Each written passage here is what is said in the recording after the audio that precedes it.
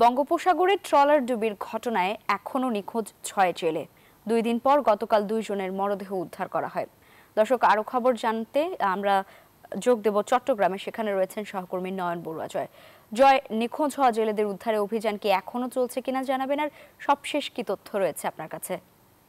ধন্যবাদ লাইবা আপনাকে। আপনি যথার্থ বলছেন, যারা নিখোঁজ হয়েছে বঙ্গোপসাগরে তাদের উদ্ধার কাজ কিন্তু এখনো পর্যন্ত তারা চলমান রেখেছে। আমরা একটু দেখানোর চেষ্টা করছি যে দিক দিয়ে উদ্ধার কর্মীরা কিন্তু একটু আগে ছেড়ে গেছেন, তারা এই দিক দিয়ে কিন্তু তারা গেছেন যেখানে বঙ্গোপসাগরের যে মোহনা, কর্ণফুলী নদী হয়ে মোহনায় যারা ফিশিং ট্রলার নিয়ে যখন যাওয়ার পথে কিন্তু দুর্ঘটনা ঘটেছে।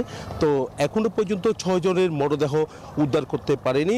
২ জনের মরদেহ গতকাল উদ্ধার করেছে। তো তাদের মরদেহ এখন সদরঘাট পুলিশের ওখানে, নৌ পুলিশের ওখানে আছে।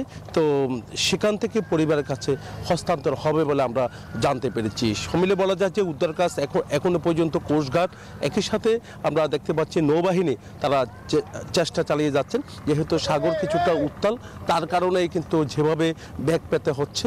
তো তারা বলছেন যে দ্রুত সময়ে যেখানে উদ্ধার করার কথা সেভাবে উদ্ধার হচ্ছে না, যেহেতু একেবারে বঙ্গোপসাগরে গিয়ে কিন্তু তারা সেখানে দুর্ঘটনা কবলিত হয়েছিল।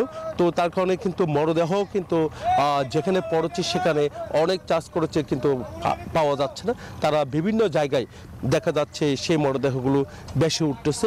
এমনকি কোস্টগার্ডও তাদের যে পূর্বের যে অভিজ্ঞতা, তারা যেমনটা জানিয়েছেন, নৌবাহিনীও যেমনটা জানিয়েছেন, এই মরদেহগুলো কোনো না কোনো জায়গায় বেশি উঠবে সেই অপেক্ষায় কিন্তু তারা আছেন। স্থানীয় লোকজনকে বলা হচ্ছে, বিভিন্ন জায়গায় মাইকিং করে বলা হচ্ছে যেন এরকম মরদেহ দেখলে যেন প্রশাসনকে যেন জানানো হয়। তো সমিলে বলা যায় কিন্তু এখনো পর্যন্ত নিখোঁজ, তারা নিখোঁজ হয়েছে তাদের পরিবারে এখন সুখের মাধ্যম। তাদের যে দাবি, শেষ পর্যন্ত অন্তত জীবিত না হলেও কিন্তু যে মরদেহটা যেন তাদের হাতে আসুক, সেই দাবি নিয়ে কিন্তু নদীর পাড়ে তাদের অবস্থান আমরা দেখতে পাচ্ছি। এখনো বিভিন্ন জায়গায় তাদের অবস্থান দেখা যাচ্ছে, কখন তাদের মরদেহটা অন্তত আসবে। তো এই ছিল আমার এখানকার সর্বশেষ। ফিরে যাচ্ছে স্টুডিওতে লাইবার কাছে।